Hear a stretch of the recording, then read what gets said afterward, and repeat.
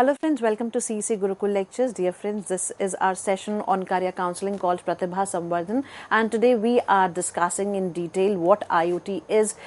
We are discussing its applications also. Now it's time to understand how you can move forward in this particular area. We believe that you might have lots of questions in mind, and if you have so, then feel free to talk to us through our toll-free number. Our number is 1-800-110-430. Friends, we would like to welcome our guest, Mr. Rakesh Bhatia, once again.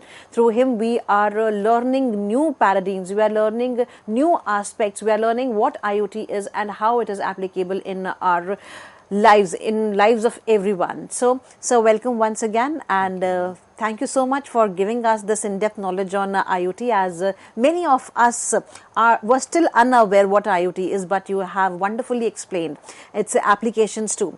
Now the question arises, if somebody, after hearing this particular lecture, or if somebody has learned this term IoT is, and if he wants to get into this particular area, कैसे हम इस field की तरफ जा सकते हैं, क्या उसके लिए हमें क्वालिफिकेशंस पोजेस करनी होंगी, क्या स्किल्स होनी ज़रूरी हैं, इसके बारे में हमारे स्टूडेंट्स को बताइए जी।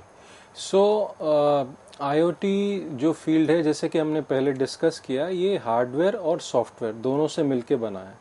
तो ऑब्वियसली हमें हार्डवेयर और सॉफ्टवेयर दोनों सीखना होगा। सबसे पहले जो इसमें सॉफ्टवेयर की हम बात करें तो एक दो स्टैंडर्ड सॉफ्टवेयर्स हैं जो कि हम सेंसर मतलब हार्डवेयर और उसको कंट्रोल करने के लिए यूज़ करते हैं। तो एक जो मोस्ट पॉपुलर है वो है Arduino, that is called Arduino, और एक दूसरा सॉफ्टवेयर है विच इज़ कॉल्ड रास्पबेरी पाई। तो ये सॉफ्टवेयर्स हैं जो कि हम यूज़ करते हैं सेंसर्स को कंट्रोल करने में। तो मेरी एडवाइस ये रहेगी कि पहले हम छोटे छोटे प्रोजेक्ट कर सकते हैं। सो आर्डुइनो के कुछ बोर्ड्स आते हैं, मतलब बोर्ड्स जिनमें हार्डवेयर होता है और जिनको हम सॉफ्टवेयर से प्रोग्राम करके अपने बेसिक छोटे रोबोट्स बनाना या कुछ ड्रोन बनाना, इस तरीके के प्रोजेक्ट से हम स्टार्ट हो सकते हैं। तो पहले आपको ये सीखना होगा कि आर्डुइनो लैंग्वेज क्या होती है, उसमें कमांड कैसे देते हैं। सेकेंडली आपको ये सीखना होगा कि जो हमारे सेंसर्स हैं उनकी प्रॉपर्टीज़ क्या हैं और वो वर्क कैसे करते हैं।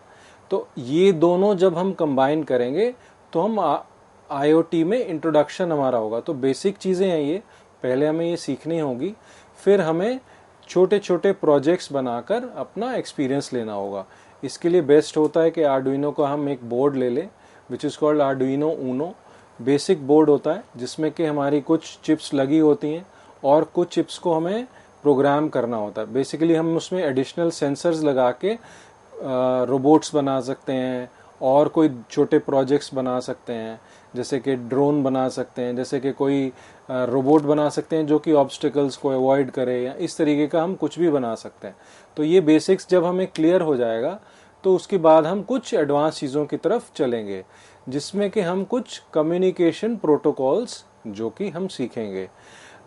इसके लिए अगर देखिए ये तो प्रोजेक्ट बेस्ड लर्निंग हो गई, लेकिन अगर हमें इस फील्ड में पर्टिकुलरली जाना है तो हमें आइडियली फिज़िक्स केमिस्ट्री मैथ्स मतलब साइंस यूज़ करके फिज़िक्स केमिस्ट्री मैथ्स लेकर हम इंजीनियरिंग कर सकते हैं। टिपिकली जब हम कंप्यूटर साइंस इंजीनियरिंग करेंगे तो उसका ये एक पार्ट माना जाएगा।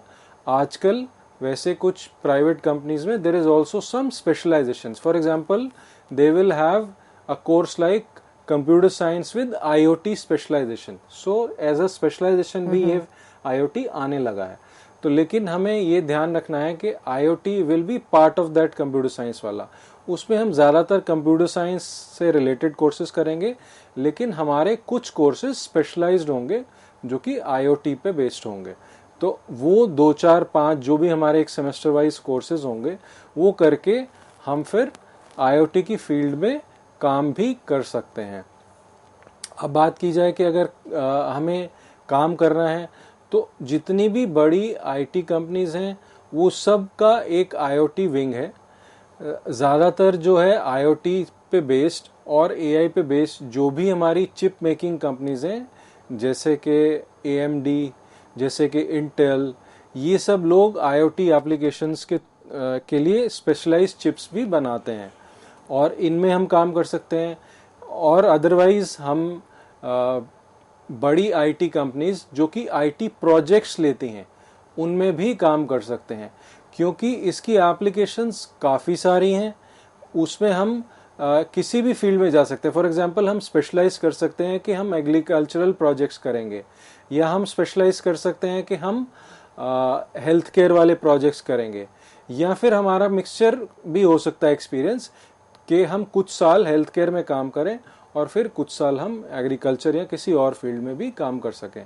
लेकिन हमें बेसिक चीज़ें जो सीखनी होंगी वो मैंने बताई, सॉफ्टवेयर और हार्डवेयर।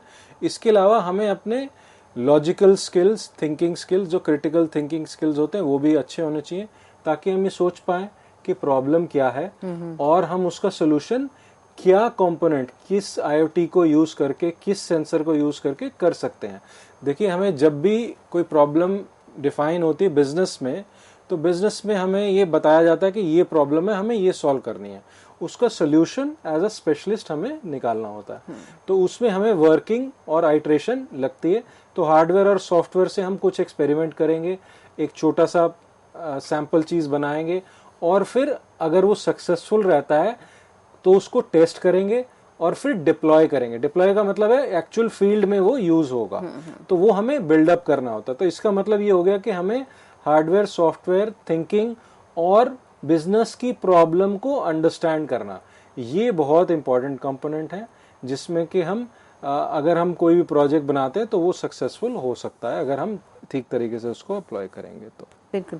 और ये देखा गया अमूमन कि जितने भी इनोवेशन बेंट ऑफ माइंड के बच्चे होते हैं, चाहे वो स्कूल में हो, कॉलेज में हो, वो कुछ ना कुछ इनोवेट करते रहते हैं। जैसा कि आपने बताया कैसे रोजमर्रा की जिंदगी में, चाहे आपका रेफ्रिजरेटर है या फिर आपकी पानी खींचने वाली मशीन है, how people create certain innovations की हमने मेरी मशीन कब पानी भर जाएगा टंकी में ऊपर, मशीन अपने आप मुझे अलार्म दे देगी. It's a kind of IoT if I'm not wrong. So all those students have this bent of mind. They can definitely go towards it and hope so they turned out to be the bigger scientists and the greater people in the country. Yeah, sure. I think it's a good field, and anybody who chooses to go into this field will have a bright future in the time to come. Definitely. Now, sir, because we have discussed in detail about it, IoT and how one can proceed further, what are the companies, what are those areas या companies की बात करें जो IoT में specially जिन लोगों के पास specialisation होता है उनको काम दी थी, क्या आप उनके बारे में कुछ मेंशन कर सकते हैं? हाँ, जैसे मैंने एक दो कंपनीज बोली, लेकिन मैं फिर रिपीट करता हूँ कि जैसे companies, chip making companies specially, क्योंकि ये प्रोजेक्ट्स जो होते हैं ये हार्डवेयर और सॉफ्टवेयर दोनों मिलके बनते हैं। तो AMD कंपनी है, इंटेल कंपनी है, और कंपनीज लाइक से पैनासोनिक, जो कि काफ़ी बड़ी मल्टीनेशनल्स हैं जो कि काफ़ी सारे फील्ड्स में काम करती हैं। अभी आजकल अगर आप देखेंगे तो जैसे पैनासोनिक है, ये एयर कंडीशनर्स में भी आजकल IoT आने लगा है। जैसे कि आप अपने AC को कहीं दूर से मॉनिटर कर सकते हैं, कोई अगर प्रॉब्लम हो तो वो आपको कमांड, मतलब आपको मैसेज मिल सकता है। तो ये सब जो एप्लीकेशंस हैं ये IoT की हैं। और दूसरी कुछ कंपनीज हैं जो ये स्पेसिफिकली ट्रांसपोर्टेशन फील्ड में काम करते हैं। जैसे कि अब अगर आप हाईवे पे जाते हैं तो हाईवे में अगर आजकल आप देखेंगे तो हाई फ्रीक्वेंसी टैग्स होते हैं, मतलब आपको गाड़ी रोकनी नहीं पड़ती है, तो वो हाई फ्रीक्वेंसी रीडर आपकी रीडिंग लेकर आपके अकाउंट से बैलेंस को काट लेता है। तो इस सेंस में हमारा ट्रैफिक मैनेजमेंट आसान हो जाता है। तो ऐसी कंपनीज जो जैसे पैनासोनिक भी काम कर रही है, जो ट्रांसपोर्टेशन के सेक्टर में भी काम करती है, और इसके अलावा बहुत बड़ी IT कंपनीज जैसे हमारी HCL है, गूगल है, Amazon है, ये सब के सब कंपनीज IoT टेक्नोलॉजीज को काफ़ी हद तक यूज़ करती हैं। Amazon जो है काफ़ी बड़ा एप्लीकेशन है उसके पास, क्योंकि वो ई-कॉमर्स जो होता है अपनी वेयर हाउसिंग इन्हीं से कंट्रोल करता है। IoT और ड्रोन टेक्नोलॉजीज को यूज़ करके वो बेसिकली अपने ये सारी चीज़ें कंट्रोल करता है। तो जब भी आपको, जैसे मैंने शायद पहले भी मेंशन किया है कि अगर आपको किसी फील्ड में जाना है तो आपको सबसे पहले उसका जॉब डिस्क्रिप्शन पढ़ना है। तो जॉब डिस्क्रिप्शन में वो आपको स्किल सेट बताएंगे कि आपको ये सॉफ्टवेयर आना चाहिए, ये हार्डवेयर आना चाहिए। तो उससे आपको पता लग जाएगा कि आप क्या सीख सकते हैं और क्या सीखने पर आपके जॉब के चांसेस ज़्यादा ब्राइट हो जाते हैं। तो आप जॉब डिस्क्रिप्शंस पढ़ें और जॉब साइट्स पे जाएं, जैसे कि naukri.com, monster.com, उन पे जॉब डिस्क्रिप्शंस पढ़ें। उनसे आपको कंपनीज का आइडिया भी मिल जाएगा, क्या प्रोजेक्ट्स वो कर रही हैं उनका आइडिया भी मिल जाएगा, और उस बेसिस पर आप अपने स्किल सेट डेवलप करके वहाँ अप्लाई कर सकते हैं। बिल्कुल सर, एक क्वेश्चन और मेरे दिमाग में इस वक्त ये कहिए कि मैं बहुत आतुर हूं सवाल को पूछने के लिए। बहुत से परिवार ऐसे हैं, बहुत से बच्चे ऐसे परिवारों से हैं जो आर्थिक रूप से संपन्न नहीं है और वो ऐसे कोर्सेज नहीं कर सकते हैं या इतना पैसा नहीं है कि वो हाई प्रोफाइल कोर्सेज कर सकें। जैसे बहुत टाइम चलन आया है कि लोग आईटी पॉलिटेक्निक करते हैं, आईटी पॉलिटेक्निक। तो क्या वहां पर भी इस तरह के कुछ प्रावधान है, कुछ ऐसा प्रोविजन है कि बच्चे उस स्तर पर भी कुछ आईओटी जैसे कोर्सेज कर आगे बढ़ सकते हैं? देखिए मैम, उससे सबसे जो नियरेस्ट फील्ड है वो इलेक्ट्रॉनिक्स का है। तो इलेक्ट्रॉनिक्स और कम्युनिकेशन का फील्ड है।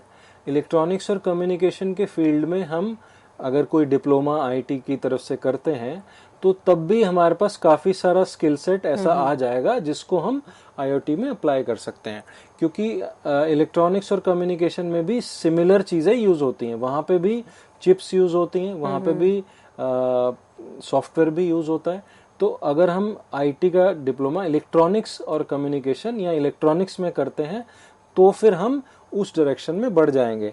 और दूसरा ये है कि आजकल काफी सारे फ्री रिसोर्सेज अवेलेबल हैं ऑनलाइन जिसको देखकर हम सीख सकते हैं। ऑफ कोर्स हार्डवेयर के लिए हमें थोड़ा सा एफर्ट करना पड़ेगा, थोड़ा सा स्पेंडिंग करनी पड़ेगी, लेकिन हम सॉफ्टवेयर तो सीख सकते हैं। सेकेंडली, हम अपने स्कूल के लैब्स या फिर हमारे गवर्नमेंट ने अटल टिंकरिंग लैब्स बनाए हैं, काफी स्कूल्स में वो चल भी रहे हैं, तो उनके थ्रू कर सकते हैं एक प्रोजेक्ट बनाकर, अगर हम पर्सनली ना करना चाहें तो ये इस तरीके से हम थोड़ा सीख समझ सकते हैं अगर हमें इच्छा है तो। बिल्कुल, बहुत से इनोवेशन सेंटर्स हैं हमारे देश में ही जहां बच्चे अपना अपना इन्वेंशन कर वहां पर डिस्प्ले करते हैं, फेयर्स लगती हैं और एक तबके के लोग वहां पर आकर उनको अप्रिशिएट भी करते हैं।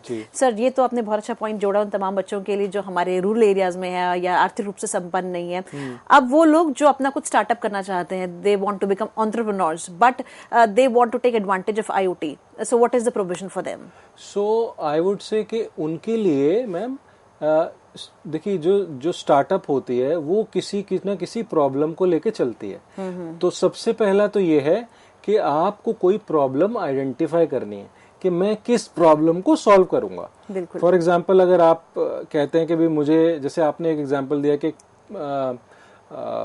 कॉमन सा है कि मेरी टंकी भर गई है, बहुत लोग यूज करते हैं, लेकिन अभी जैसे मैं भी अपने घर पे यूज कर रहा हूँ, वो उसमें कोई वायरिंग नहीं है, जो भी वो लगा है सिस्टम उसमें वायरलेस वो है, आईओटी बेस्ड है, और जब भी पानी आता है वो सेंस करता है, सेंसर लगा है, और वो मोटर ऑन कर देता है। जब भर जाता है तो वो फिर ऑफ कर देता है, और इसमें कोई भी मॉनिटरिंग की जरूरत नहीं है। मैंने शायद कई सालों में आज तक कभी देखा भी नहीं अपनी मोटर को चल रही है नहीं चल रही है, जब भी पानी आता है वो चल जाती है। तो अगर हम स्टार्टअप्स की बात करें तो हमें पहले प्रॉब्लम आइडेंटिफाई करनी है, फिर उसके रिगार्डिंग हमें ये रिसर्च करनी होगी कि क्या ऐसा कोई सोल्यूशन दुनिया में कहीं है कि कोई ऐसा कर रहा है, उससे हम लर्निंग कर सकते हैं, वो हमारी लर्निंग के लिए है।